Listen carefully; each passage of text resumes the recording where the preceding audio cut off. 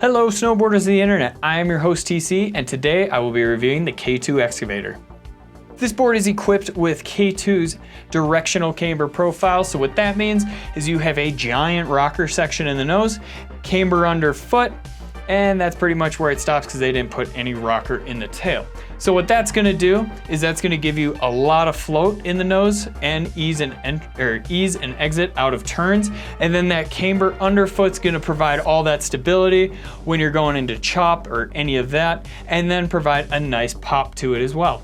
The Excavator comes in a 142, 146, 150, 154, 158, and for those Sasquatches, a 162. I rode this board at Copper Mountain where it was a sneaky pow day. They reported about 4 to 5 inches and it ended up being 8 to 12 depending on where you were on the mountain. It was an empty day, so we pretty much got pow laps all day. Fresh tracks were not hard to come by any means. The sun was variable, so some laps it was beautiful bluebird. Some were just crazy flat light where you couldn't see anything. The wind wasn't too crazy, so I don't know where it kept blowing in and out of, but that's pretty much where we were at there. I used my Ride Fuse boots and Jones Mercury bindings. The overall flex of this board is gonna be stiffer than the middle of the road. I'm not saying it's stiff or anything like that, but just slightly stiffer. Where when you get to the nose, it is gonna be quite a bit softer than that, where it does kind of want to flex up on you. And the tail does feel definitely stiffer than that because they did add carbon pop forks in it, so it keeps its rigidity there. When you're going into a turn, this board does want to flex pretty much a little bit behind that front foot just because of that rocker section. Now when we're talking stability, it does feel very stable when you're on smooth groomers, that sort of thing. When you get into that pushed out or bumpy Mowgli section, it does feel like you're kind of getting bounced around on it just because it is shorter. You don't have all that surface area to work with lengthwise. It does kind of get a little skippy, bouncy, but it never lost its edge or like washed out on me. It just feels a little bit loose. Loading this tail up to ollie is pretty easy actually. You don't really have to like spend all your time, even with those stiff pop forks in there, you're not spending all your time loading up as you see your feature approaching or that slow sign you're trying to ollie. It is very like underfoot, you press that thing down, this loads up, and you're gone. It doesn't feel like a normal volume shift board where a lot of your pop is coming directly from under that back foot. Now when you're landing on this thing, it does feel very stable. That nose wants to stay up and it just wants to land flat, where that nose and all that taper in it doesn't make it want to like drop to one side or the other. It wants to stay flat, keep going, and keep its speed into the next one. Since you're already here, make sure you like, subscribe, click that bell, and turn on those notifications so you don't miss any of the new videos we have coming out. Pretty much the only great place to butter on this board is gonna be the nose, because you do have that long rocker section in it. Pretty much right where that rocker meets the camber is like gonna be that sweet spot. When you're flexing over it, it does create a giant spoon up there, so you don't really have to shift all your weight to the nose, but it'll still hold you there. When you try to butter the tail, you're gonna try really hard to butter that tail. Those pop forks and that little bit beefier, shorter tail is gonna hinder that, where it's not gonna wanna really pop up that much in the nose.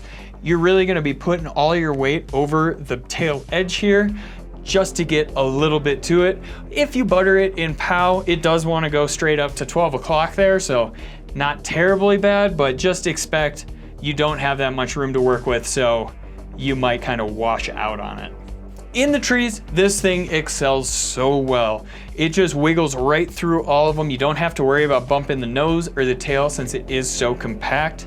It does hold its edge well too, so you can literally turn those trees into a bank slalom course if you have enough push out in there.